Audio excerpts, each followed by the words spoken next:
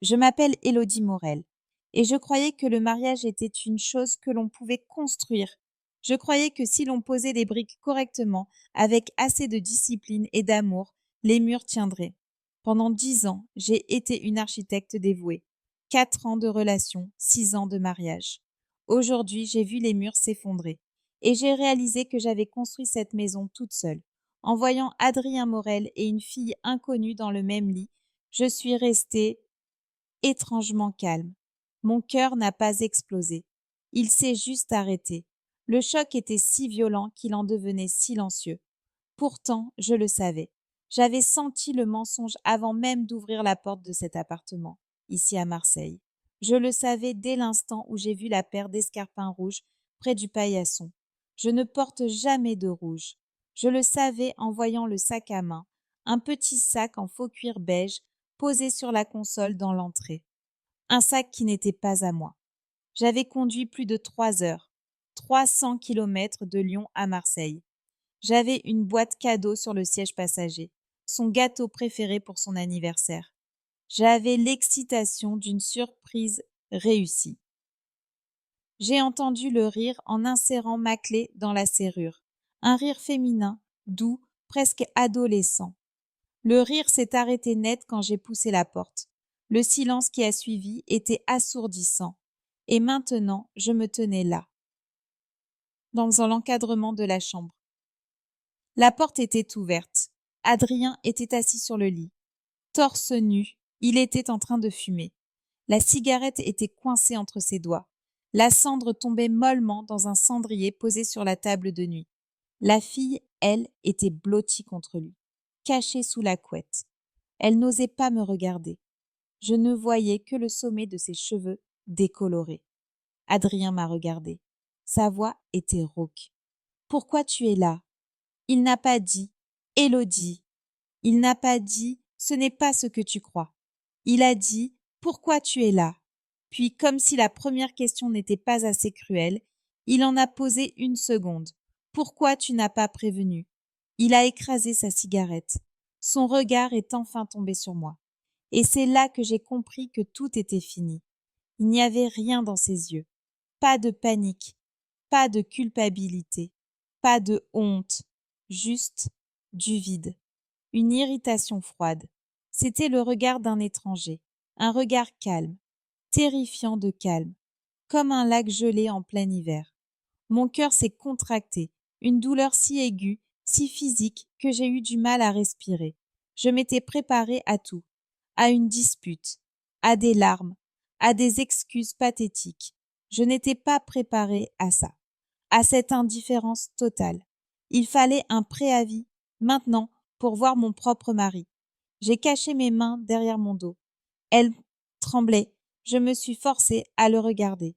J'ai puisé au fond de moi pour trouver ma voix. Elle est sortie, sèche, cassée. Tu sais ce que tu fais, Adrien ? La seconde où j'ai posé la question, j'ai su à quel point elle était ridicule. Bien sûr qu'il le savait. Mon regard a glissé vers la fille. L'indifférence d'Adrien lui a donné du courage. Elle a lentement relevé la tête. Elle m'a regardée. J'ai tout compris dans ce seul regard. Ce n'était pas la première fois. Ce n'était pas une erreur d'un soir. C'était une habitude, une nouvelle vie. Tu t'appelles comment ? Ai-je demandé à la fille. Avant qu'elle ne puisse répondre, le bras d'Adrien s'est tendu. Ce fut un geste instinctif, protecteur. Il a tiré la fille derrière lui. Il l'a cachée avec son propre corps, la protégeant de mon regard. Et c'est là que son visage, jusqu'alors impassible, a changé. Il m'a regardée avec méfiance, comme si j'étais une menace. Élodie ne lui rend pas les choses difficiles. Sa voix était basse, grave. C'est ma faute, c'est moi qui ai causé ça. J'en assumerai la responsabilité. J'ai regardé cet homme, mon mari, l'homme que j'avais soutenu quand il n'avait rien, l'homme pour qui j'avais travaillé jour et nuit, pour construire notre avenir. Cet homme était en train de protéger sa maîtresse, de moi. L'absurdité de la situation était totale. L'épouse devenait l'intruse. La victime devenait l'agresseur. Un rire m'a échappé, un rire sec, nerveux, qui ressemblait à un sanglot. Il était si fort que les larmes qui menaçaient de couler sont rentrées à l'intérieur. Adrien s'est levé. Il n'a même pas pris la peine de se couvrir. Il est allé à l'armoire. Cette armoire que j'avais aidé à monter, pièce par pièce, il a fouillé dedans et en a sorti une robe. Une robe d'été, neuve. Il l'a tendue à la fille. Sa voix, qui avait été si froide avec moi, était maintenant douce, pleine d'une tendresse et d'une patience que je ne lui connaissais plus. « Vas-y, ma belle, mets ça. » Il l'a cajolée. « Rentre chez toi d'abord.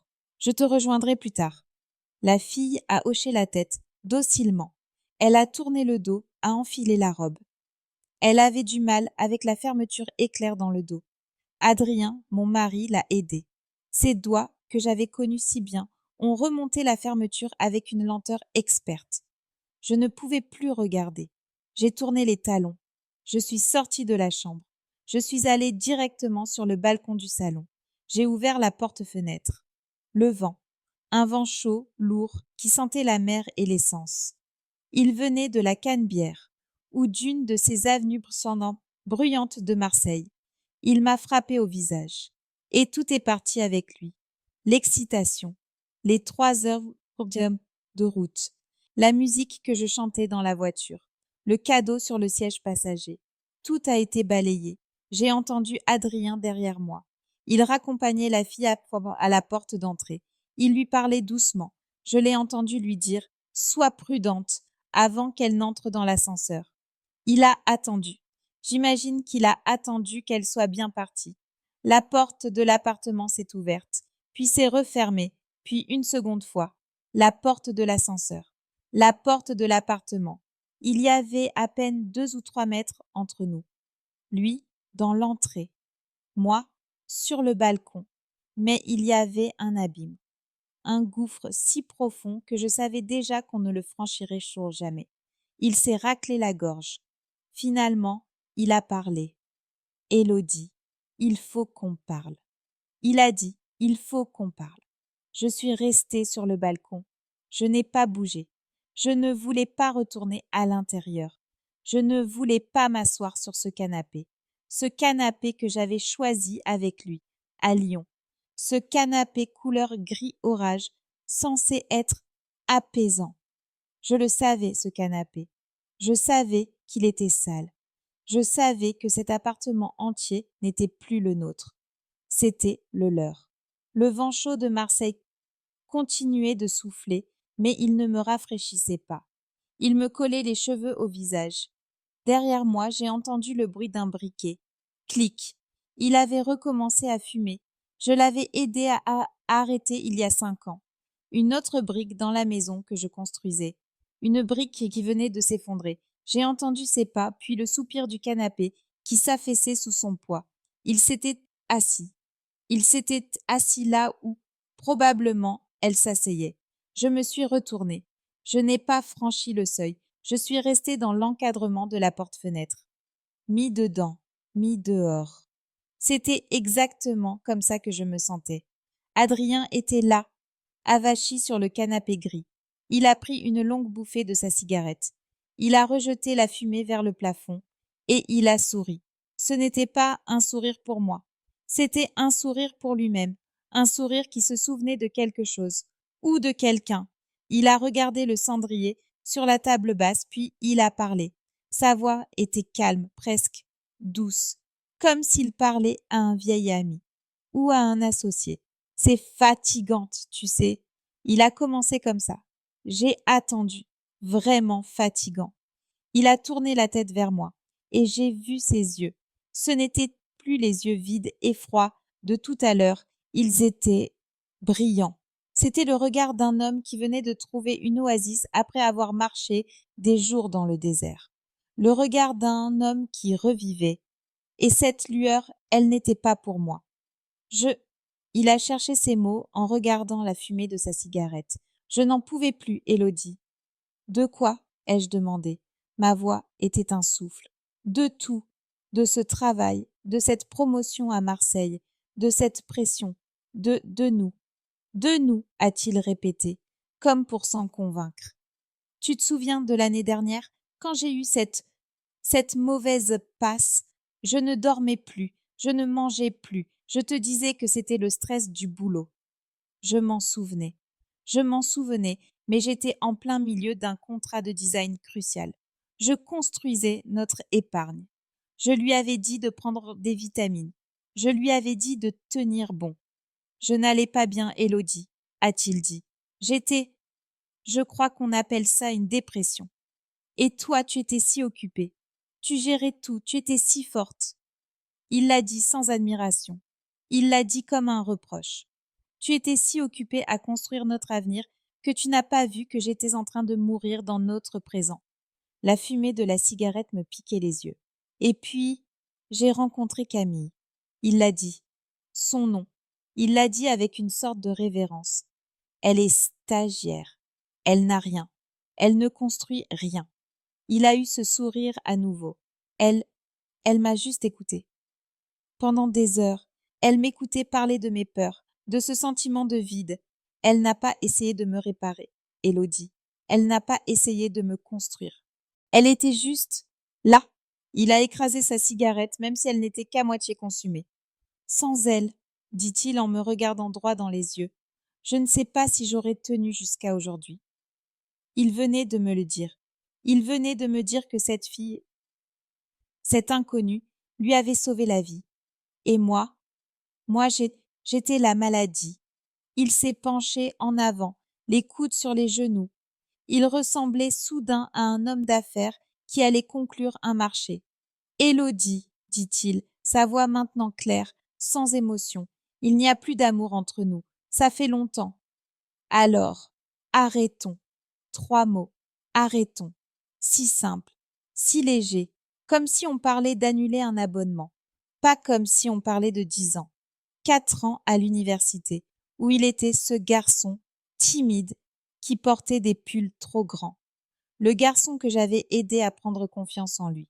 6 ans de mariage. 6 ans à construire sa carrière, à négliger la mienne pour qu'il puisse accepter cette promotion. 6 ans de briques. Et d'un coup, il disait « Arrêtons ». Il a dû voir le choc sur mon visage. Il a dû le prendre pour de la colère ou de la tristesse. Il a continué avec cette rationalité froide qui était nouvelle chez lui. C'est le meilleur moment. Tu ne crois pas? Nous n'avons pas d'enfants. À ce moment-là, j'ai senti une pierre tomber dans mon estomac, le poids du dossier sur le siège passager de ma voiture. On peut tout recommencer, dit-il, toi et moi, séparément. Il avait raison, c'était si logique, si adulte, si incroyablement cruel. Le garçon timide au pull trop grand était mort.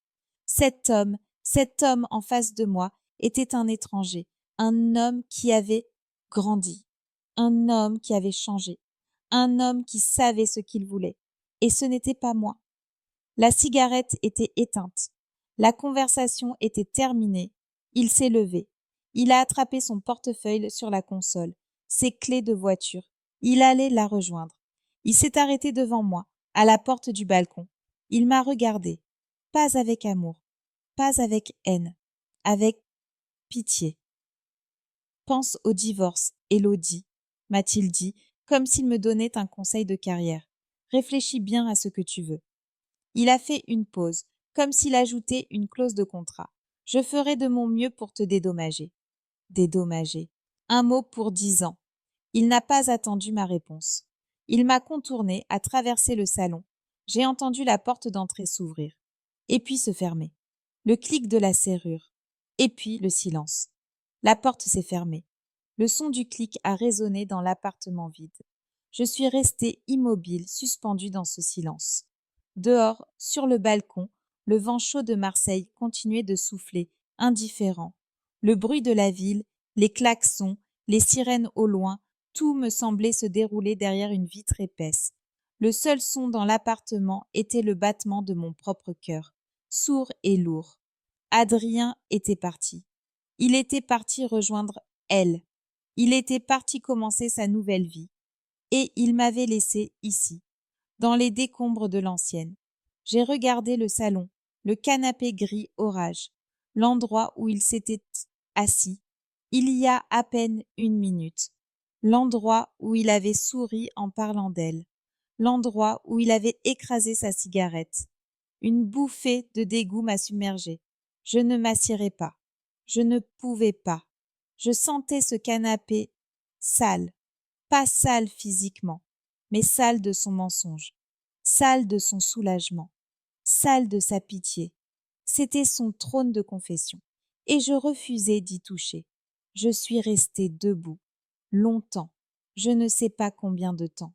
1 minute, 10 minutes, le temps avait perdu son sens. Finalement, j'ai bougé. Mes jambes étaient raides. J'ai fait un pas à l'intérieur, quittant et la sécurité du balcon. J'ai fait ce qu'une architecte fait quand un bâtiment est compromis. J'ai fait une inspection. Je ne cherchais pas des souvenirs. Je cherchais des preuves de mon effacement. Je suis allée dans la salle de bain. Sur le bord du lavabo, à côté de sa brosse à dents électrique bleue, il y en avait une autre. Une brosse à dents rose, simple, bon marché. La mienne, celle que je gardais ici, une brosse en bambou écologique, avait disparu. Sur l'étagère, mes produits de soins, disparus. Mon sérum hydratant coûteux, mon nettoyant pour le visage que j'adorais, envolé.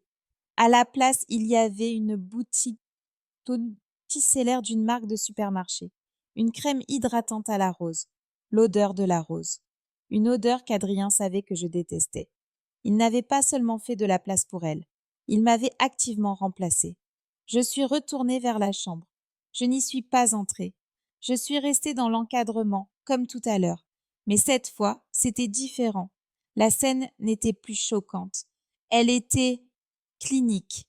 Le lit défait, les draps froissés. Ce n'étaient même pas les draps que nous avions achetés ensemble. C'était une parure en satin, d'un rouge profond, vulgaire. L'oreiller de la fille était encore là, avec l'empreinte de sa tête. Sur sa table de nuit, à elle, il y avait un petit ours en peluche, un stupide petit ours beige. Je me suis souvenue d'une fois où j'avais voulu acheter un coussin en forme de chat. Adrien avait ri. Il avait dit que c'était enfantin. Apparemment, ce n'était enfantin que lorsque ça venait de moi. J'ai ouvert l'armoire. Son côté à lui était impeccable. Ses costumes, ses chemises, parfaitement alignés. Mon côté, il n'y avait plus de mon côté. À la place de mes robes de lin, de mes jeans bien coupés, il y avait elle. Des robes courtes, des hauts à paillettes, une lingerie en dentelle criarde que je n'aurais jamais portée. Il n'y avait plus une seule trace d'Élodie Morel dans cet appartement. J'avais été effacée, méticuleusement. Ce n'était pas une liaison, c'était un remplacement. C'est à ce moment-là que le tremblement de mes mains s'est arrêté. La douleur chaude et chaotique s'est retirée, laissant place à quelque chose de froid, de précis. La colère? Non, pas encore. C'était la discipline. Je suis redevenue l'architecte. J'ai sorti mon téléphone de la poche de mon jean. L'écran s'est allumé. Je l'avais fait par instinct en entrant dans l'appartement. L'instinct d'une femme qui sentait le danger. L'application dictaphone était toujours en cours d'exécution. La ligne rouge d'enregistrement vibrait encore faiblement, captant le silence de l'appartement. J'ai appuyé sur stop. J'ai sauvegardé le fichier. Je l'ai renommé Anniversaire Adrien. Durée 14 minutes et 32 secondes. 14 minutes pour détruire 10 ans. J'ai rangé le téléphone. Non, pas encore. J'ai ouvert l'appareil photo. J'ai fait un pas en arrière. J'ai pris une photo du salon, du canapé sale, du cendrier plein. Clic. Je suis retournée à la salle de bain. La brosse à dents rose à côté de la bleue. Clic. La chambre. Le lit défait. Les draps rouges. L'ours en peluche. Clic. L'armoire. Ses robes à elle. Clic. Je ne savais pas pourquoi je faisais ça. Pour le divorce. Pour moi? Non. Je le faisais parce que je ne pouvais pas laisser cette histoire n'être racontée que par lui. Je devais avoir des preuves que j'avais existé, que ma suppression était réelle. J'ai éteint l'écran. J'ai glissé le téléphone dans ma poche arrière. J'ai fait demi-tour. Je n'ai rien pris. Il n'y avait rien à prendre. Je suis sortie de l'appartement. Je n'ai pas claqué la porte. Je l'ai refermée doucement, sans faire de bruit, comme si je quittais la chambre d'un malade.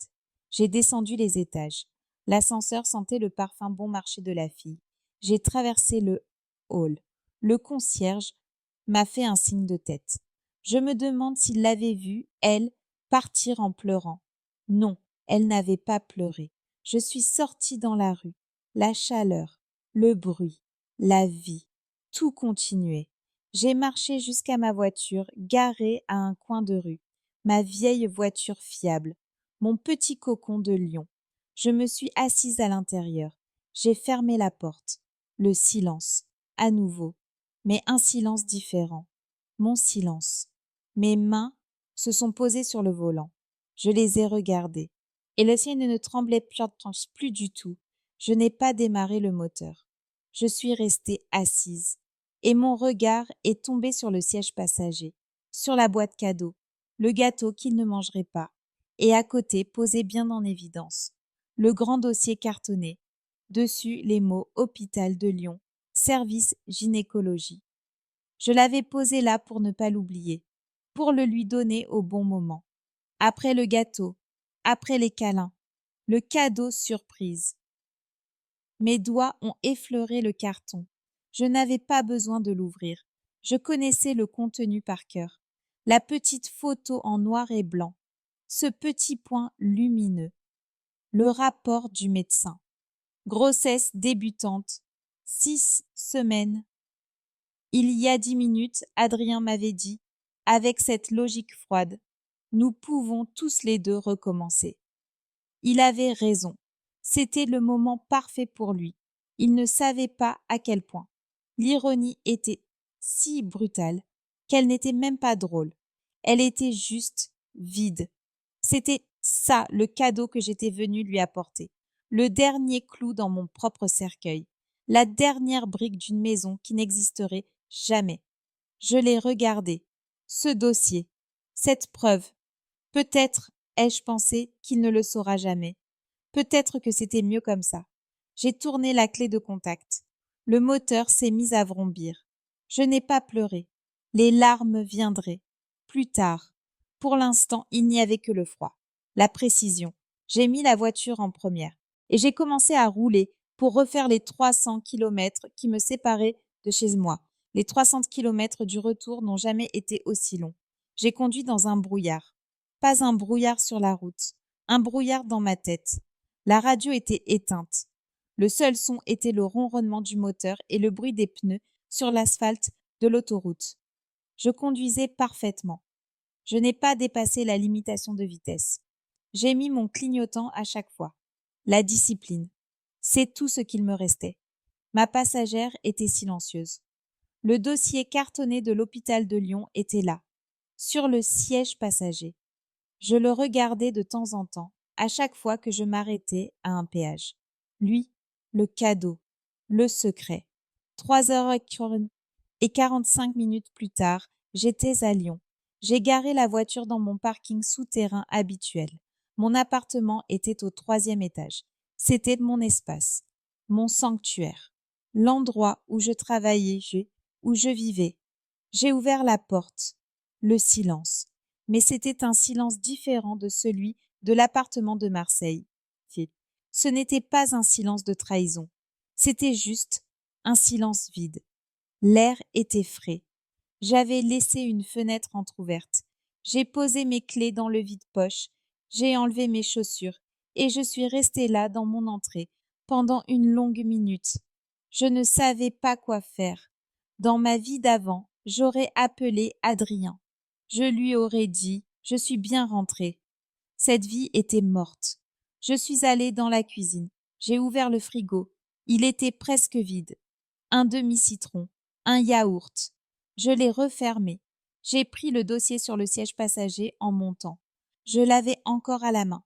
Je suis allée dans mon bureau, mon espace de travail, mes croquis de design, mes échantillons de tissu, mon monde. J'ai ouvert le tiroir du bas de mon bureau. Sous une pile de vieux croquis, de projets abandonnés, j'ai glissé le dossier à l'intérieur. Je l'ai caché, je l'ai enterré. Il ne le saurait pas. Je ne savais pas si c'était ma première punition pour lui ou ma première protection pour moi. J'ai refermé le tiroir. Et c'est là que j'ai pleuré. Ce n'était pas un sanglot. Ce n'était pas une crise. C'était juste 2 larmes froides, qui ont coulé le long de mon visage et sont tombées sur mon bureau en bois. Elles étaient si chaudes. J'ai dormi 12 heures. Un sommeil de mort, sans rêve. Quand je me suis réveillée, j'ai cru pendant une seconde que c'était un cauchemar. Puis j'ai vu mon téléphone. Aucun appel, aucun message. Ce n'était pas un cauchemar. La guerre silencieuse, comme vous l'appelez, avait commencé. Sauf que je n'étais pas en guerre. J'étais absente. Adrien, lui, était efficace. Il n'aimait pas les choses qui traînent. 3 jours plus tard, ça a sonné à ma porte. Ce n'était pas un facteur. C'était un coursier. Un homme en uniforme avec une sacoche siglée. Il m'a tendu une grande enveloppe rigide. Pour Madame Élodie Morel, signature ici. J'ai signé. Ma main était stable. J'ai fermé la porte. L'enveloppe était lourde. Je l'ai ouverte. Il n'y avait pas de lettre, pas de chère Élodie. Il y avait des documents. Demande de divorce par consentement mutuel. Les papiers étaient froids. Officiel, la signature d'Adrien était déjà en bas de chaque page. Une signature assurée, presque agressive. Il avait déjà tout réglé. Et puis quelque chose est tombé de l'enveloppe. Un chèque. Un chèque de la banque privée d'Adrien. Le montant était généreux. C'était une somme ronde, propre. J'ai regardé les chiffres. C'était le dédommagement dont il avait parlé. Le prix de 10 ans. Le prix de la maison que j'avais construite. Le prix de mon silence. J'ai tenu ce chèque. J'ai regardé les papiers du divorce. Il voulait que ce soit rapide, propre. Il voulait acheter mon absence. Mon premier réflexe a été de déchirer le chèque, de brûler les papiers, de prendre ma voiture, de retourner à Marseille et de lui jeter les cendres au visage. C'est ce que l'héroïne d'un film ferait. Je ne suis pas une héroïne de film. Je me suis assise à mon bureau. J'ai pris un stylo et j'ai signé. J'ai signé chaque page à côté de sa signature. Ma main n'a pas tremblé. Le lendemain, j'ai renvoyé les documents à son avocat. Je n'ai pas encaissé le chèque. Je ne l'ai pas déchiré non plus. Je l'ai glissé dans le tiroir, à côté du dossier de l'hôpital. Les 2 secrets. La guerre silencieuse. Il m'avait envoyé de l'argent. Je lui avais renvoyé du silence. Mais le silence s'apaise. J'ai essayé de travailler. Je devais finir un projet de design. J'ai ouvert mes logiciels. J'ai regardé les couleurs. Tout me semblait faux, fade. Je ne pouvais pas construire de la beauté. Je venais de voir comment on détruisait. J'ai fermé l'ordinateur. Je suis allée m'asseoir sur mon canapé et c'est là que j'ai commencé à écrire. Pas sur l'ordinateur. J'ai pris un carnet neuf que j'utilisais normalement pour mes croquis. J'ai ouvert la première page. J'ai écrit les notes du silence. Je n'ai pas écrit. Je suis triste. Je n'ai pas écrit. Je le déteste. J'ai écrit des faits. Jour 4, reçu les papiers du divorce. Signé. Jour 4, reçu un chèque. Il pense que 10 ans ont un prix. Jour 4, il n'a pas appelé. C'est devenu une obsession. J'écrivais tout, ce que je mangeais ou pas, les heures que je passais à fixer le plafond, le silence. J'écrivais sur le silence. Pendant ce temps, lui, il vivait. J'ai fait l'erreur que tout le monde fait. J'ai regardé les réseaux sociaux, pas les siens. Il m'avait bloqué. Ou peut-être avait-il supprimé son profil. Non, j'ai regardé le profil d'un ami commun, un collègue de Marseille. Et je l'ai vu, la photo. Ce n'était pas une photo volée, c'était une photo de groupe. Dîner d'entreprise. Adrien était là, au centre. Il riait. Il avait son bras autour d'elle. Camille. Elle était la souriante, blottie contre lui. Elle portait la robe d'été que je lui avais vue enfiler. Ils avaient l'air heureux, vraiment, profondément heureux. Le collègue avait écrit en légende. Tellement heureux pour mon ami Adrien, qui traverse une période difficile mais qui a trouvé la force de sourire grâce à la lumineuse Camille. Lumineuse. J'ai regardé ce mot. Lumineuse. Moi, j'étais dans mon appartement de Lyon, dans le silence, dans l'ombre. Et elle était lumineuse. La colère. La voilà. Elle est arrivée. Pas une colère chaude, une colère froide, une colère blanche. Comment osait-il être l'homme qui traverse une période difficile? C'était moi, l'épouse. C'était moi, la trahie. Mais dans leur histoire, c'était lui, la victime de son stress, de sa dépression, de son mariage fatigant. Et j'étais quoi? L'antagoniste? L'erreur? Une amie m'a appelée ce soir-là. Élodie, j'ai appris, le salaud, tu dois le détruire, prends un avocat, prends-lui tout. J'ai écouté sa voix, si pleine de rage juste. Je ne veux pas le détruire, ai-je répondu. Ma propre voix m'a surprise par son calme. Mais tu ne peux pas le pardonner. Je ne peux pas, ai-je admis. Je ne voulais pas la vengeance. La vengeance, c'était se mettre à son niveau. C'était crier. Je ne voulais plus crier, mais je ne pouvais pas pardonner, parce que je ne comprenais pas. Je ne comprenais pas comment on pouvait construire son bonheur sur la destruction de quelqu'un d'autre. Et appeler ça la lumière. J'ai raccroché. J'ai ouvert mon carnet. Les notes du silence. J'ai écrit. Jour 10. Il est heureux. Elle est lumineuse. Jour 10. La trahison n'est pas un crime. C'est apparemment une renaissance. Pendant les premières semaines, j'ai cru que le silence était un bouclier. Qu'en ne criant pas, qu'en ne réagissant pas, je gardais le contrôle. J'avais tort. Le silence n'était pas un bouclier, c'était un acide. Il rongeait tout de l'intérieur. J'ai essayé de retourner au travail. Vraiment. J'avais ce gros contrat de design. Un loft sur les quais de Saône. Mon plus gros projet de l'année. J'étais assise devant mon écran, devant les plans 3D. Je devais choisir des palettes de couleurs, des textures de tissu, des éclairages. Je devais construire un foyer pour quelqu'un d'autre. Moi, l'architecte du vide. Je regardais les échantillons de beige, de gris, de lin, et je ne ressentais rien. Aucune inspiration, aucun plaisir. Tout me semblait faux, inutile. Construire. Quel mot ridicule. Les murs s'effondrent. C'est la seule vérité. Mon téléphone a sonné. C'était le client. Élodie, j'attendais vos propositions pour le salon. J'ai regardé mes mains. Elles étaient posées sur mon clavier, immobiles. Je suis désolée, ai-je dit. Ma voix était plate. Je ne peux pas. Vous ne pouvez pas. Mais les délais, je ne peux pas, ai-je répété. Je dois annuler le contrat. Il y a eu un silence. Puis sa voix, froide. Élodie, ce n'est pas professionnel. J'ai versé un acompte. Je vous le rembourserai, ai-je dit. J'ai raccroché. J'ai regardé mon bureau. Mes croquis, mes prix de design. Toute cette vie que j'avais construite. Elle n'avait plus de sens. J'ai éteint mon ordinateur. J'ai fermé le couvercle. Et je ne l'ai pas rouvert. La maison que j'avais construite avec Adrien s'était effondrée en 14 minutes. Ma carrière, celle que je croyais être à moi, venait de s'effondrer en 30 secondes.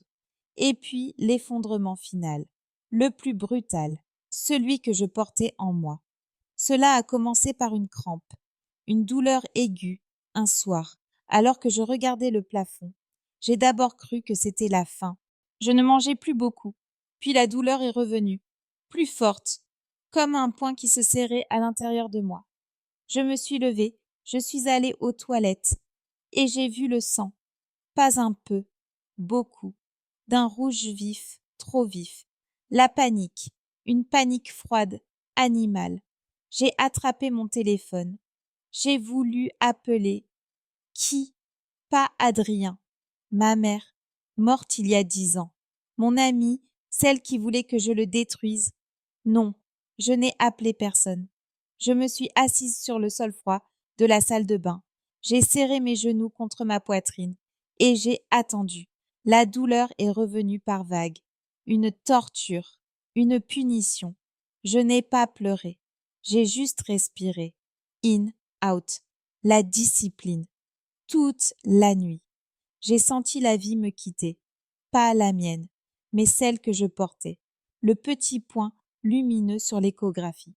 Le secret. Au petit matin, la douleur était partie. Elle avait tout pris avec elle. J'étais vide, littéralement vide. Je me suis douchée. J'ai nettoyé le sol. Je n'ai appelé aucun médecin. C'était trop tard. Je suis allée à mon bureau. J'ai ouvert le tiroir du bas. Le chèque d'Adrien était là, le dédommagement et le dossier de l'hôpital. J'ai pris la photo de l'échographie. Ce petit point de peut-être, je l'ai regardé longtemps, puis je l'ai mise dans l'enveloppe avec le chèque. Les deux choses qu'il ne connaîtrait jamais. Non, j'ai rouvert l'enveloppe, j'ai repris la photo, je l'ai déchirée en petits morceaux. Je l'ai jetée dans les toilettes. J'ai tiré la chasse. Le secret était maintenant un fantôme. Je n'avais plus rien. Plus de mari, plus de travail, plus d'avenir. J'étais juste moi. Élodie Morel, 30 ans, et un carnet à moitié rempli de silence. Mes amies ont essayé d'aider, bien sûr. Elles sont venues avec du vin et de la glace. Tu dois sortir, me disait Sophie, celle qui voulait que je le détruise. Il faut te remettre en selle, fais du sport, rencontre des gens. Commence à nouveau, disait une autre. Tu es jeune, tu es brillante, tu vas reconstruire. Reconstruire. Ce mot, je souriais, je hochais la tête. Je les regardais manger ma glace. Elles ne comprenaient pas. Elles voyaient un problème simple. Un homme est un salaud, il faut l'oublier. Elles ne voyaient pas la question qui me rongeait. Ce n'était pas comment vais-je l'oublier, c'était pourquoi. Pourquoi les gens font-ils ça? Pourquoi un homme qui pleurait de dépression choisit-il de se guérir en détruisant la personne qui partageait son lit? Pourquoi la trahison est-elle perçue comme un péché par la victime et comme une renaissance par le coupable? J'ai ouvert mon carnet, les notes du silence. J'ai écrit jour 28, j'ai perdu le projet. J'ai perdu le bébé. Je ne lui ai pas dit. Jour 28, Sophie dit que je dois recommencer. Comme si la vie était un jeu vidéo où l'on peut juste appuyer sur reset après la mort. Jour 30, je ne veux pas me venger. Je veux comprendre. Jour 31, j'ai réfléchi. Peut-être que la trahison n'est pas un péché. Peut-être que ce n'est pas un échec moral. Peut-être que c'est juste un instinct, l'instinct de survie. Adrien mourait. Il l'a dit. Il s'est débattu. Peut-être que Camille n'était pas une personne. Elle était une bouée de sauvetage. Il l'a attrapée pour ne pas couler. Peut-être que trahir, c'est juste la façon la plus laide de vouloir se sentir vivant. Puis le twist. La pièce manquante. Elle est venue non pas de Marseille, mais de Lyon. Un email. Un ancien collègue d'Adrien, de l'époque où il travaillait encore à Lyon, avant sa promotion. Un homme que je respectais, Marc. Chère Élodie, commençait l'email. J'ai appris. Je ne vais pas te dire que je suis désolée pour toi, ce serait condescendant. Je veux juste te dire que je suis désolée pour lui. Je fronçai les sourcils. Désolée pour lui. J'ai travaillé avec Adrien pendant 5 ans. Tu te souviens de l'année dernière? Avant qu'il ne parte à Marseille? J'étais dans le bureau d'à côté. Cet homme était en train de s'éteindre. Élodie. Je ne sais pas si tu l'as vu. Tu étais si occupée, si brillante. Mais lui, il s'effondrait. Je l'ai entendu. Pas seulement le stress. Il pleurait. dans son bureau, seul. Il parlait de vide, de ne servir à rien, de n'être qu'une ombre à côté de ta lumière. J'ai arrêté de respirer. Il a refusé de l'aide. Il a refusé un congé. Il a dit qu'il devait être fort pour toi, qu'il devait réussir.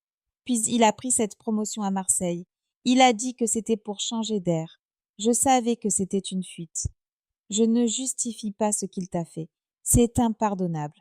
Mais ce n'est pas une histoire simple. Ce n'est pas le méchant mari et la gentille épouse. C'est plus triste que ça. Il était malade et il a refusé d'être soigné. Et puis, continuait l'email, j'ai entendu parler de cette stagiaire. Camille. C'est elle qui l'écoutait. C'est elle qui l'a laissé pleurer. Elle l'a guéri, si tu veux. J'ai fermé l'ordinateur. L'email de Marc. Il n'est qu'une ombre à côté de ta lumière. Il a refusé d'être soigné. Elle l'a guéri. J'ai regardé mes mains. J'avais été si occupée à construire sa carrière, à construire notre avenir, à être forte, que j'avais été aveugle. Je n'avais pas vu l'homme à côté de moi. J'avais vu un projet qui devait réussir. Et quand le projet a commencé à montrer des fissures, des faiblesses, je lui ai dit de prendre des vitamines. J'ai ouvert mon carnet. La dernière page. J'ai écrit. Jour 35. J'ai compris. Il était en train de mourir. Et j'étais trop occupée à polir sa pierre tombale. Camille ne lui a pas sauvé la vie. Elle est arrivée quand il était déjà mort. Il souffrait. C'est un fait. Mais il a fait un choix. Il a choisi de guérir sa douleur en m'infligeant la sienne. Est-ce que ça le rend moins coupable? Non. Est-ce que ça me rend moins victime? Oui. Nous n'étions pas un couple.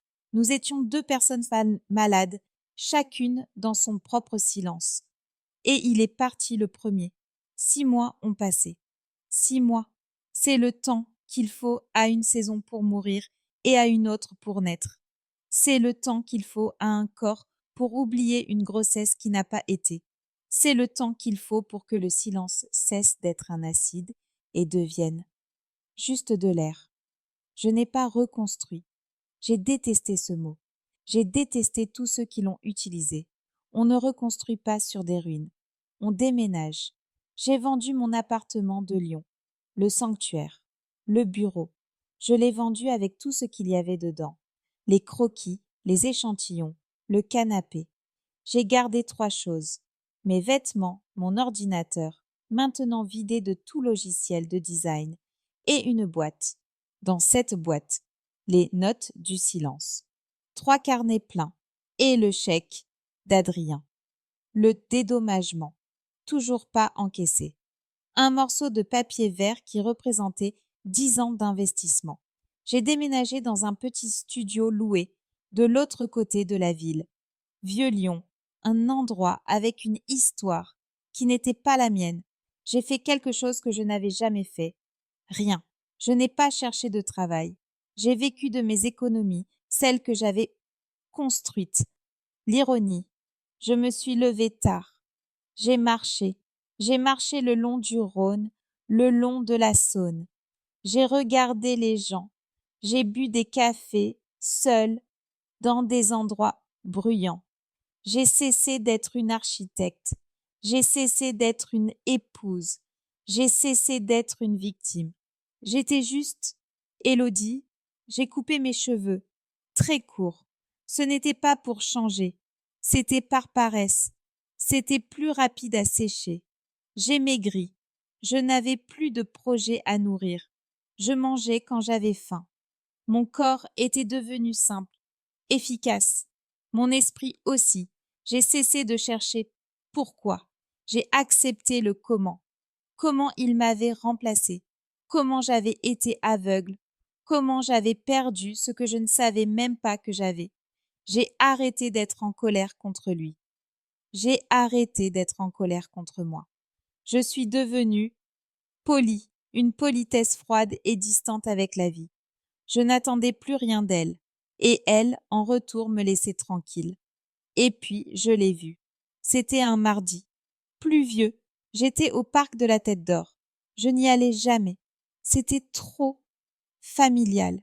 Trop de construction. mais il pleuvait et le parc était vide. J'aimais le bruit de la pluie sur les serres. Je sortais de la grande serre. L'air était chaud et humide à l'intérieur. Dehors, le froid m'a saisi. Et il était là. Il marchait vers moi sur la même allée, un parapluie noir. Il ne m'a pas vu tout de suite. Il regardait de ses pieds. Adrien. Mon premier réflexe n'a pas été la peur, ni la haine, ce fut la curiosité, une curiosité clinique. Il avait l'air mal. Ce n'était plus l'homme ressuscité de Marseille, le conquérant au regard brillant. Ce n'était pas non plus l'homme d'affaires stressé de Lyon. C'était autre chose. Il était fatigué, une fatigue qui n'était pas seulement physique. Ses épaules, que j'avais toujours vues droites, par orgueil ou par discipline, étaient voûtées. Il portait un costume, mais il était mal boutonné. Une chaussette était visible. Elle était dépareillée. Le genre de détail que l'Élodie architecte n'aurait jamais laissé passer. Il a levé les yeux. Et il m'a vu. Il s'est arrêté net. Son parapluie a vacillé. L'eau a coulé sur son épaule de costume. Il est devenu blanc. D'un blanc de cire. Je ne me suis pas arrêtée. J'ai continué à marcher vers lui. Calmement. La discipline. Nous nous sommes retrouvés face à face. L'allée était étroite. La pluie tombait autour de nous. J'ai attendu. Élodie. Sa voix. Je l'avais oubliée. Elle n'était plus tranchante et froide. Elle était pâteuse, fatiguée. Il m'a regardée. Il m'a vraiment regardée. Mes cheveux courts, mon visage plus mince, mon manteau de pluie simple, sans marque. Il cherchait la femme qu'il avait quittée, la femme en colère, la femme triste. Il ne l'a pas trouvée. Qu'est-ce que tu fais ici? A-t-il bégayé. À Lyon? J'habite ici, ai-je répondu. Ma voix était claire, plus claire que la sienne. Mais je pensais, l'appartement, je l'ai vendu. Oh, le silence, la pluie. Il n'arrivait pas à détacher ses yeux de mon visage. Il était en état de choc, mais pas à cause de la rencontre. Il était choqué par ce qu'il voyait, ou plutôt par ce qu'il ne voyait pas. Il ne voyait pas de haine, il ne voyait pas de pitié, il ne voyait pas de douleur, il voyait juste du calme, un calme qui lui semblait, j'imagine, totalement inhumain. Tu as l'air bien, a-t-il dit. Ce n'était pas un compliment, c'était une accusation. J'ai l'air, ai-je corrigé. Il a baissé les yeux. Il a regardé la flaque d'eau entre nous. Il a avalé sa salive. Élodie, je suis désolée. Enfin, le mot magique que j'avais attendu pendant 6 mois. Le mot qui, je le savais, ne changerait rien. Je suis désolée, a-t-il répété, comme s'il essayait de se convaincre. Pour tout, pour Marseille, pour toi. J'ai attendu de ressentir quelque chose. Une étincelle de victoire. Enfin, il le dit. Une vague de tristesse. C'est trop tard. Rien. Le mot est tombé dans la flaque d'eau et a disparu. Il n'avait aucun poids. Je l'ai regardé, vraiment regardé. Le roi déchu, l'homme qui s'était guéri en infligeant sa maladie à quelqu'un d'autre. Et j'ai souri. Ce n'était pas un grand sourire, juste un étirement des lèvres, un sourire poli. Tu n'as pas tort, Adrien, ai-je dit. Il a relevé la tête, ses yeux écarquillés. Quoi? Tu n'as pas tort. J'ai répété les mots que j'avais écrits dans mon carnet, les mots qui étaient devenus ma vérité. Tu étais malade, tu te noyais, tu as attrapé la première bouée que tu as vue. Il m'a regardé, la bouche entr'ouverte. Il ne comprenait pas. Je n'ai pas tort non plus, ai-je continué, ma voix toujours aussi calme, presque pédagogique. J'étais trop occupée à construire une maison pour voir que les fondations s'effondraient. J'étais aveugle. Ce n'est pas une question de bien ou de mal. Il n'y a pas de méchant dans cette histoire. C'est juste que j'ai fait une pause. Nous ne partagions plus le même rêve. Moi, je rêvais d'une construction. Toi, tu rêvais d'une évasion. C'est tout.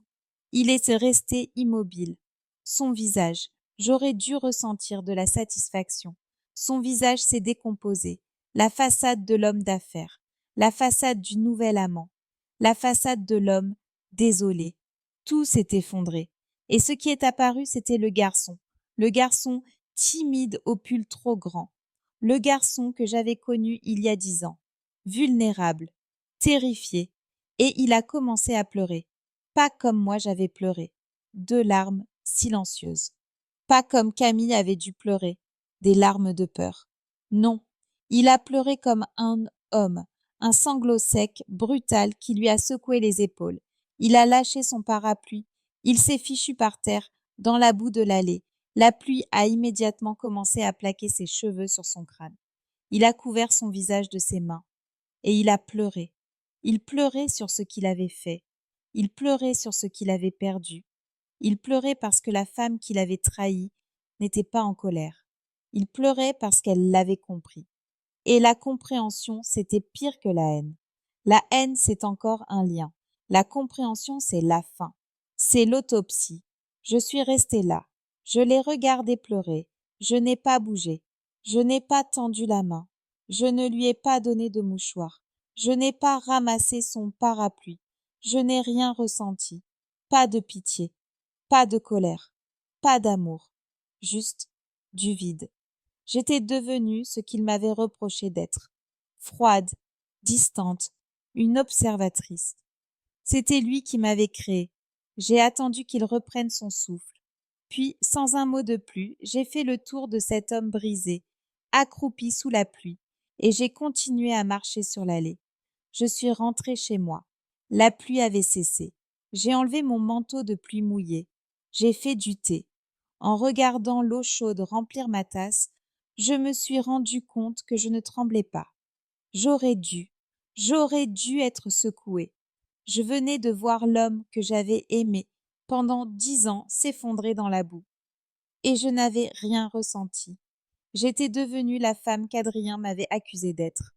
Celle qui était forte, celle qui était disciplinée, celle qui était froide. L'ironie, c'est que c'était lui qui m'avait enseigné cette froideur. C'était son dédommagement final. Il m'avait quittée et en partant, il m'avait laissé son propre vide en héritage. J'ai bu mon thé. Je ne savais pas ce qu'il était devenu après que je lui ai tourné le dos. Était-il resté longtemps sous la pluie? Avait-il ramassé son parapluie? Était-il rentré à Marseille? À ce moment-là, je ne savais pas. Et, plus important encore, je ne m'en souciais pas. L'histoire, pour moi, était terminée. Le point final avait été posé dans une allée boueuse du parc de la Tête d'Or. Je n'ai appris la suite que bien plus tard, des mois après, par une bribe de conversation, par un autre email de Marc peut-être. Les détails n'ont pas d'importance, mais j'ai appris. J'ai appris ce qui s'est passé quand il est rentré à Marseille ce soir-là. Je l'imagine. Il a dû conduire comme moi je l'avais fait 6 mois plus tôt, mais pas dans un brouillard de choc, dans un brouillard de honte. Il a dû conduire en sentant encore l'odeur de la pluie et de la terre mouillée sur son costume ruiné. Il a dû refaire les 300 kilomètres, mais cette fois, il ne fuyait pas une épouse fatigante. Il fuyait l'image de lui-même, en larmes, dans une flaque d'opiato. Il fuyait le souvenir de mon visage. Pas un visage de colère, pas un visage de tristesse, un visage de compréhension. Cette compréhension que je lui avais offerte, c'était le pire des poisons, car elle ne lui laissait aucune excuse. Il est arrivé à Marseille tard dans la nuit. L'appartement qu'il partageait avec elle. Camille, la lumineuse. Je l'imagine montant dans l'ascenseur, ses vêtements encore humides. Il avait besoin d'elle. Il avait besoin de sa guérisseuse. Il avait besoin de la femme qui l'écoutait, de la femme qui ne construisait rien, de la femme qui était juste là.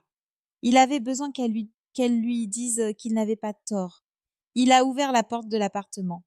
Camille, le silence. Pas le silence apaisant qu'il cherchait. Le silence de Marseille. Le silence vide. Le même que j'avais trouvé. L'appartement était trop propre. Il a dû marcher dans le salon. Le canapé gris orage était vide. Il est allé dans la chambre. Les draps de satin rouge n'étaient pas défaits. Ils étaient tirés parfaitement. Il est allé à l'armoire. Son côté à lui, intact. Le côté d'elle, vide. Les robes courtes, les hauts à paillettes, la lingerie criarde, disparue. Elle avait été aussi méticuleuse que moi. Elle avait effacé ses propres traces. Il n'y avait plus d'ours en peluche sur la table de nuit. Il n'y avait plus de brosse à dents rose dans la salle de bain. Il y avait juste une feuille de papier, pliée en deux, posée au milieu du lit rouge. Sur le papier, une écriture jeune, ronde. Elle ne disait pas grand-chose. Adrien, je suis désolée, je ne suis pas la personne que tu cherches. J'ai cru que je pouvais être ta guérisseuse, mais ce n'est pas un travail. C'est une prison. Tu n'es pas amoureux de moi. Tu es amoureux de ce que je te fais ressentir. Tu es amoureux de l'idée de recommencer. Mais moi aussi, j'ai envie de vivre. Moi aussi, j'ai envie de recommencer. Mais sans toi. Tu avais raison. Tu es fatigant. Adieu. C'est. Je l'imagine, Adrien, debout dans cette chambre, tenant ce morceau de papier. Le sauveur s'était fait sauver. La lumineuse était partie briller ailleurs, fatiguée de son ombre. Il a dû comprendre à ce moment précis. Il n'a pas seulement compris qu'il avait perdu sa maîtresse. Il a compris qu'il n'avait jamais aimé Camille. Il avait aimé ce qu'elle représentait, une évasion. Il avait aimé l'idée d'être l'homme qui se guérit. Mais la guérison était finie. Le médecin était parti et le patient était seul. Il m'avait quitté parce que j'étais, selon lui, trop occupée à construire. Elle l'avait quitté parce qu'elle refusait de construire quoi que ce soit avec lui. Il s'est retrouvé piégé entre deux femmes, deux vérités. Il s'est retrouvé seul au milieu de sa propre vie, une maison en ruine d'un côté, un appartement vide de l'autre. Il n'avait plus personne à qui la faute, ni l'épouse froide, ni la maîtresse volage. Il ne restait que lui et la réalisation qu'il était le seul architecte de son propre désastre. Quand j'ai appris cela, des mois plus tard, je n'ai ressenti aucune joie, aucune victoire. J'ai juste ouvert mon carnet. Le troisième. J'ai écrit. J'ai appris pour Camille. Elle est partie. C'est logique. L'évasion est par définition temporaire. Il est seul. Je suis seule. La différence, c'est que mon silence est un choix. Le sien est une conséquence. Je n'ai jamais encaissé le chèque d'Adrien. Ce n'était pas par fierté, ni par colère. C'était parce que j'avais besoin de cet objet, de cette preuve physique, que tout cela était arrivé.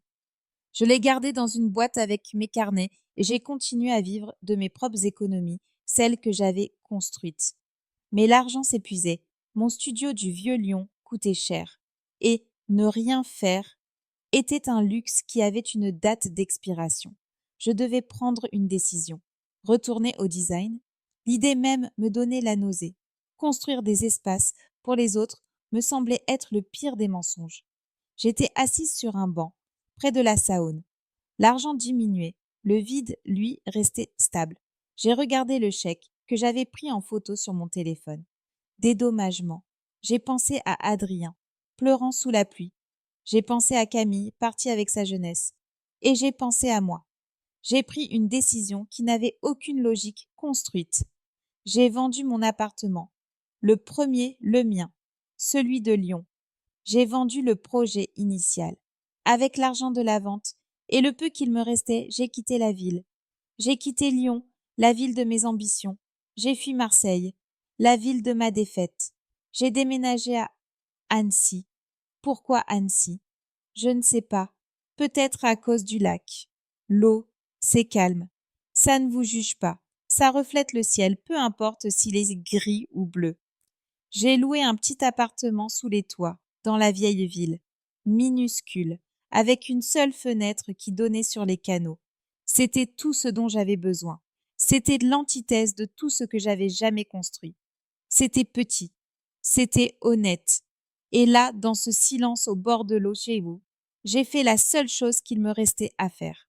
J'ai ouvert la boîte. J'ai sorti les 3 carnets, les notes du silence. Et j'ai ouvert mon ordinateur portable. Je n'ai pas ouvert un logiciel de design. J'ai ouvert un simple document texte. J'ai commencé à taper. J'ai retranscrit mes notes. Jour 1. J'ai vu les chaussures rouges. Jour 1. Il m'a demandé pourquoi je n'avais pas prévenu. J'ai écrit. J'ai écrit pendant des jours, puis des semaines. Ce n'était plus un journal intime. Ce n'était plus un rapport clinique. C'était une histoire. L'histoire d'une femme, une architecte, qui croyait aux briques. J'ai écrit sur la douleur, sur le choc, sur le silence acide. J'ai écrit sur la brosse à dents roses, sur les draps de satin rouge. J'ai écrit sur l'email de Marc, sur la dépression d'Adrien, sur sa peur de l'ombre. J'ai écrit sur sa guérisseuse. J'ai écrit sur la rencontre sous la pluie, sur ses larmes, sur mon vide. Je n'ai pas écrit sur la grossesse. Je n'ai pas écrit sur la fausse couche. C'était le seul secret que je gardais. La seule partie de l'histoire qui n'appartenait qu'à moi. Le seul fantôme qui ne serait jamais exorcisé. J'ai écrit, et en écrivant, j'ai compris. Je n'écrivais pas pour me venger. Je n'écrivais pas pour l'accuser. J'écrivais pour comprendre, pour mettre de l'ordre dans le chaos. Je construisais enfin quelque chose, mais pas en briques, en mots. Quand j'ai tapé le dernier mot, 6 mois s'étaient encore écoulés. Le document faisait 300 pages. J'ai relu la dernière phrase. Il est seul, je suis seul. La différence, c'est que mon silence est un choix. Le sien est une conséquence. J'ai trouvé un titre, pas les notes du silence. C'était trop triste. Je l'ai appelé « Tu n'as pas tort ». J'ai envoyé le manuscrit à un petit éditeur parisien. Un seul, trouvé sur Internet. Je l'ai envoyé et j'ai essayé d'oublier. J'ai commencé à chercher un travail. Serveuse, vendeuse de fromage. Peu importe. 3 semaines plus tard, j'ai reçu un appel. Madame Morel, c'est l'éditrice. Nous avons lu. C'est extraordinaire. Nous voulons le publier. Le livre est sorti. Sans bruit. Pas de grande campagne de marketing. Juste une couverture simple. Blanche. Avec le titre en noir. Tu n'as pas tort. Par Élodie M. J'avais gardé l'anonymat de mon nom de famille. Et puis, le miracle. Le bouche à oreille. D'abord un blogueur, puis un critique dans un petit magazine. Puis Le Monde. Ils n'ont pas parlé d'un récit de vengeance. Ils ont parlé d'autre chose. Une autopsie clinique et impitoyable de la fin d'un amour. Un roman d'une honnêteté brutale. Élodie M. écrit avec un scalpel. Ils l'ont appelé « à la fois tendre et cruel ». Tendre et cruel. Le livre est devenu un best-seller. Un de ces succès surprises que personne n'attend. Il a touché quelque chose. Il a touché toutes les femmes qui avaient été fortes, toutes les femmes qui avaient été aveugles, tous les hommes qui avaient eu peur de l'ombre. Il n'y avait pas de méchants, il n'y avait pas de gentils, il y avait juste la vérité. J'ai reçu l'argent, beaucoup d'argent, plus que le chèque d'Adrien, bien plus. Je n'ai pas déménagé. Je suis restée dans mon petit appartement sous les toits. J'ai acheté une nouvelle théière. C'est tout. Et puis un jour j'ai reçu une lettre. Pas un email. Une vraie lettre. L'écriture était nerveuse, anguleuse, une écriture que je connaissais. Adrien. Les cendres douces. La lettre est restée sur ma table pendant une journée entière. Je n'avais pas peur de l'ouvrir. J'étais juste indifférente. Elle était là, un rectangle de papier blanc, avec mon nom, Élodie M, écrit sur l'enveloppe d'une main nerveuse que je reconnaissais à peine. L'adresse était celle de la maison d'édition. Ils avaient fait suivre. Le lendemain, en buvant mon café, je l'ai ouverte. D'un geste calme, avec un couteau à beurre. La feuille à l'intérieur était simple, du papier d'écolier presque. Adrien, ce n'était pas l'écriture assurée de l'homme d'affaires qui avait signé mes papiers de divorce. C'était l'écriture du garçon au pull trop grand, maladroite, presque enfantine. Élodie, il n'y avait pas de chair, juste Élodie, j'ai lu ton livre. Bien sûr qu'il l'avait lu, J'imagine que la France entière l'avait lu. J'imagine qu'il avait dû l'acheter dans une petite librairie de banlieue, en espérant n'être reconnu par personne. Je l'ai lu 2 fois.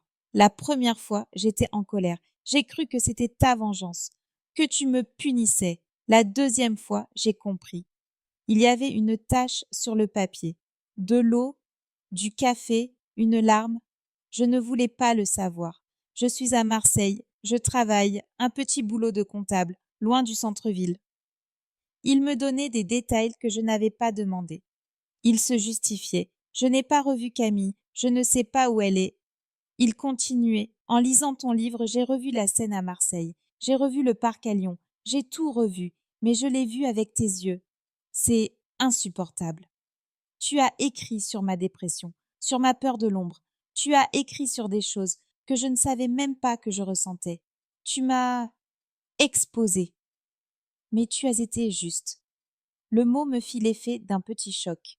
Juste. Tu as raconté ton histoire, mais tu as aussi raconté la mienne. Je t'ai cherché après le parc. Je voulais m'excuser encore. Je ne sais pas ce que je voulais. Mais tu avais vendu l'appartement. Tu avais disparu. J'ai cru que tu m'avais effacé. Et puis ce livre, tu n'as pas effacé. Tu as tout gardé. La lettre était courte. Il arrivait à la fin.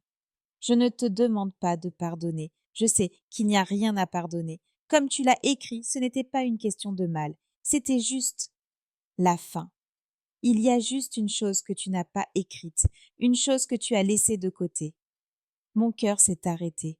Le bébé, la fausse couche. Est-ce qu'il savait? Est-ce que quelqu'un n'avait parlé? Je relus la ligne, mon souffle coupé. Tu n'as pas écrit sur le chèque. Le dédommagement. Je sais que tu ne l'as jamais encaissé. J'ai expiré. Le fantôme est resté un fantôme. Mon secret était sauf. Le chèque, c'était donc ça. Je sais que tu n'en as pas besoin maintenant. Ton livre, c'est un succès. Je suis heureux pour toi. Je voulais juste te dire une chose. C'était la dernière phrase. Merci. Je fronçai les sourcils. Merci. Merci de ne pas avoir fait de moi le méchant de ton histoire. Merci de ne pas m'avoir transformé en monstre. Tu aurais pu, tu avais le pouvoir de me détruire, et tu ne l'as pas fait. Tu as juste raconté. Adrien. J'ai posé la lettre. Je suis allée à la fenêtre. J'ai regardé le canal. L'eau calmait le reflet du soleil. Merci de ne pas avoir fait de moi le méchant. C'était donc ça. Même dans sa défaite, même dans sa ruine, son inquiétude principale était son image, sa narrative. Il n'était pas désolé d'avoir été un méchant. Il était juste soulagé que je ne l'ai pas écrit. Et pourtant, ce n'était pas faux. Je ne l'avais pas fait. Je n'avais pas voulu le détruire. Parce que le détruire, c'était admettre qu'il avait encore de l'importance. Et il n'en avait plus. Je me suis assise à mon bureau. J'ai pris une feuille de papier, la même que j'utilisais pour mes brouillons. J'ai pris un stylo. J'allais lui répondre. Non pas pour lui, pour moi, pour fermer la dernière porte, pour clore la dernière conversation. J'ai écrit. Adrien, j'ai reçu ta lettre. Tu as raison. Je n'ai pas fait de toi le méchant. Parce que tu n'es pas un méchant. Les méchants sont intéressants. Ils ont des motivations complexes. Toi, tu avais juste peur. Tu n'es pas le méchant. Tu es juste un homme qui a fait un choix et qui doit vivre avec. Tu as raison sur un autre point. Je n'ai pas fait de toi le méchant, mais tu n'étais pas non plus un gentil. Tu n'étais pas un saint. Tu étais juste un homme, faible, égoïste, comme tant d'autres. Comme moi, j'ai été aveugle. J'ai regardé ces mots. C'était dur. Oh, mais c'était la vérité. J'ai déchiré la feuille. Non, ce n'était pas la peine. Ce n'était pas ce que je voulais dire. J'ai pris une nouvelle feuille. Adrien, j'ai reçu ta lettre. Tu me remercies de ne pas avoir fait de toi le méchant. Mais la vérité, c'est que je n'ai pas écrit ce livre pour toi. Je l'ai écrit pour moi. Je l'ai écrit pour comprendre comment une maison construite avec tant de soin pouvait s'effondrer à cause d'un simple courant d'air. J'ai compris, c'est que ce n'était pas un courant d'air, c'était un problème de fondation. des fondations que j'avais posées sur un sol instable, sur ton silence et sur mon ambition. Tu n'es pas un méchant et je ne suis pas une sainte. Tu n'étais pas un gentil non plus. J'ai fait une pause. J'ai pensé à la dernière phrase, la vraie conclusion. Mais tu as raison sur un point, tu n'as pas tort, et moi non plus. Parfois, j'ai écrit lentement, chaque mot pesé. Parfois, on a besoin de quelqu'un qui n'est pas bon pour nous. Parfois, on a besoin de quelqu'un qui nous fait du mal pour enfin apprendre à s'aimer soi-même. Tu as été cette personne pour moi. Alors, ne me remercie pas de ne pas avoir fait de toi le méchant. C'est moi qui te remercie de m'avoir donné la meilleure histoire de ma vie. Adieu. Je n'ai pas signé. J'ai plié la lettre, je l'ai mise dans une enveloppe. Je l'ai postée à l'adresse de son bureau de comptabilité à Marseille. J'ai imaginé sa réaction en la lisant. De la confusion, de la colère, ou peut-être du soulagement, le même soulagement que j'ai ressenti en la postant. C'était fini, vraiment fini. Je suis rentrée chez moi. J'ai ouvert le tiroir où je gardais la boîte. J'ai sorti le chèque, le dédommagement. Ce papier vert, témoin silencieux, il n'avait plus aucun pouvoir. Je l'ai déchiré, en 4, puis en 8, puis en une centaine de petits morceaux. Je n'avais pas besoin de cet argent. J'avais le mien. J'avais mon histoire. Un an a passé depuis la lettre. Un an, non. C'est le temps qu'il faut à l'encre pour sécher. C'est le temps qu'il faut à une histoire pour cesser d'être un journal intime et devenir un simple souvenir. Annecy est belle en automne. L'air est vif, les montagnes qui entourent le lac ont des couleurs de feu. Je suis toujours dans mon petit appartement sous les toits. Il n'est plus petit, il est juste ce qu'il faut. Je n'ai pas écrit un autre livre. Pas encore. Au lieu de cela, j'ai fait quelque chose d'autre. Aujourd'hui, c'est le premier jour. J'ai loué une petite salle au-dessus d'une librairie dans la vieille ville. Une salle avec des poutres apparentes et une grande fenêtre qui donne sur le canal. Il y a une douzaine de chaises. Elles sont toutes occupées. Il y a 12 personnes. Des femmes pour la plupart. D'âges différents. Elles sont venues pour mon atelier. Sur la porte, il y a une petite affichette que j'ai imprimée moi-même. Atelier d'écriture, tu n'as pas tort. J'ai souri en choisissant le titre. C'était un clin d'œil, une vérité privée. Je me tiens devant elle. Mes cheveux ont repoussé un peu, mais je les garde courts. C'est plus simple. Je ne suis pas une enseignante. Je ne suis pas une icône, comme les journalistes aimaient le dire. Je suis juste une femme qui a survécu à son histoire. La salle est silencieuse. Elles attendent. Elles sont venues avec leur propre carnet, leurs propres notes du silence. Bonjour, dis-je. Ma voix est calme. Bienvenue à l'atelier, tu n'as pas tort. Je les regarde une par une. Je vois de l'attente, de la douleur, de l'espoir. Je ne suis pas ici pour vous apprendre à écrire un best-seller. Je commence. Je ne sais même pas comment j'ai fait. Je suis ici parce que vous avez lu mon livre et parce que, d'une certaine manière, vous avez lu votre propre histoire. Une femme au premier rang hoche la tête. Ses yeux sont brillants.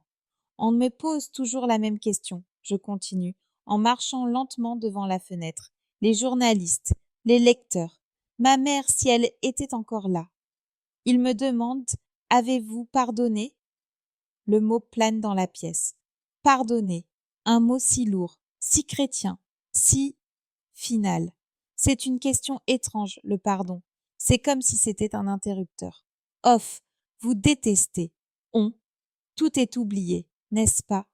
On nous apprend que pardonner, c'est tourner la page, c'est passer à autre chose, c'est oublier. Je m'arrête. Je les regarde à nouveau. C'est un mensonge. Le pardon, ce n'est pas oublier. Comment pourriez-vous oublier? Oublier, c'est effacer. Et si vous effacez, vous n'apprenez jamais. Oublier, dis-je, c'est une insulte à la douleur que vous avez ressentie. C'est une insulte à la personne que vous étiez. Je n'ai pas oublié. Je pense à Adrien, à Camille, à la brosse à dents rose, au drap rouge. Je n'ai rien oublié. Je me souviens de chaque détail, de l'odeur de la fumée de cigarette, de l'indifférence dans ses yeux, de la pluie froide dans le parc. Je me souviens de la douleur, de la colère, du vide. Alors non, le pardon, ce n'est pas oublier. Je fais une pause.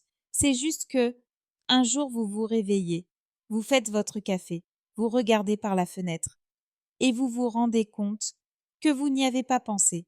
Vous n'avez pas pensé à lui. Vous n'avez pas pensé à elle. Vous n'avez pas pensé à ce qu'ils vous ont fait.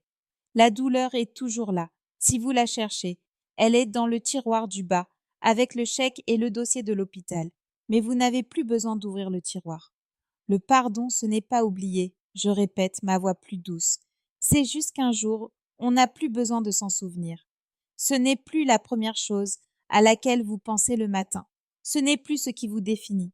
Votre histoire est toujours votre histoire, mais ce n'est plus votre prison. C'est juste un livre sur une étagère, un livre que vous avez écrit et qui vous a appris quelque chose. Le silence dans la salle est profond. Ce n'est plus un silence d'attente, c'est un silence de compréhension. C'est tout ce que j'ai à vous apprendre, dis-je en souriant. Maintenant, sortez vos carnets et commençons. L'atelier se termine 2 heures plus tard. Elles partent une par une, avec un regard nouveau, plus léger. Je range la salle. Je ferme la porte à clé. Le soleil commence à se coucher sur le lac d'Annecy. La lumière est dorée. J'ai une dernière chose à faire. Je marche jusqu'au bord du lac. Dans mon sac, je n'ai pas mon ordinateur. Je n'ai pas mon livre publié. J'ai la boîte. La boîte qui contient les 3 carnets originaux. Les notes du silence. La boîte qui contient le fantôme. Le fantôme de la grossesse. L'échographie que j'avais déchirée. Non. Je m'étais trompée dans mon souvenir. J'avais cru l'avoir déchirée, mais en déménageant, je l'avais retrouvée au fond du tiroir. Je ne l'avais pas déchirée. Je l'avais juste cachée. Elle est là, dans la boîte. L'original, la photo en noir et blanc, et les morceaux du chèque d'Adrien. Je m'assieds sur un ponton en bois. L'eau est calme. J'ouvre la boîte. Je sors les carnets. Mon écriture serrée, pleine d'une colère froide. Je sors la photo. Ce petit point de peut-être. Je sors les morceaux du chèque. Ce dédommagement. C'est toute mon histoire. Ma douleur, ma rage, mon secret le plus profond. J'ai un briquet. Je prends le chèque en premier. Je le brûle. Les petits morceaux de papier vert deviennent des cendres noires et s'envolent. L'argent, l'insulte. C'est parti. Je prends les carnets, un par un. Je brûle la page où j'ai décrit les chaussures rouges. Je brûle la page où j'ai écrit sur la fausse couche. Je brûle la page où j'ai décrit ses larmes sous la pluie. Les notes du silence. Elles brûlent, la fumée est épaisse. Elle monte vers le ciel du crépuscule. Et puis, je prends la photo, l'échographie, le secret. Je la tiens entre mes doigts. Je la regarde. Longtemps. Ce n'est pas un bébé. Ce n'est pas un enfant. C'est juste la fin d'une possibilité. C'est la mort de la construction. Je l'embrasse et je la lâche dans les flammes des carnets. Tout brûle. Je regarde le feu jusqu'à ce qu'il ne reste plus qu'un tas de cendres chaudes au bord du ponton. Elles sont encore chaudes. Je les pousse du bout du pied. Les cendres tombent dans l'eau du lac d'Annecy. Elles flottent un instant. Une tache grise sur le bleu profond. La vapeur de la chaleur rencontre l'eau froide. Une petite fumée blanche s'élève, comme la vapeur d'une tasse de thé que l'on vient de verser. Je regarde cette fumée. Je pense à Adrien. Je pense à Camille. Je pense à moi. Je pense au message de mon livre, le message que j'ai dit à l'envers, pendant tout ce temps. Tu n'as pas tort, et moi non plus. Peut-être qu'Adrien n'avait pas tort d'être malade. Peut-être que Camille n'avait pas tort de vouloir vivre. Peut-être que je n'avais pas tort d'être aveugle. Personne n'a tout à fait raison ou tout à fait tort dans une histoire d'amour. C'est juste que les gens changent ou ils ne changent pas. Parfois, on est juste la mauvaise personne au mauvais moment. Et parfois, comme pour Adrien, quelqu'un part juste avant qu'on ait eu le temps de changer, juste avant qu'on ait eu le temps de voir qu'on était malade. Nous aussi. La fumée s'est dissipée, les cendres ont coulé. Elles sont au fond du lac maintenant. Je me lève, l'air est froid. Je remonte le col de mon manteau. Mon histoire est terminée. Elle est finie. Je suis libre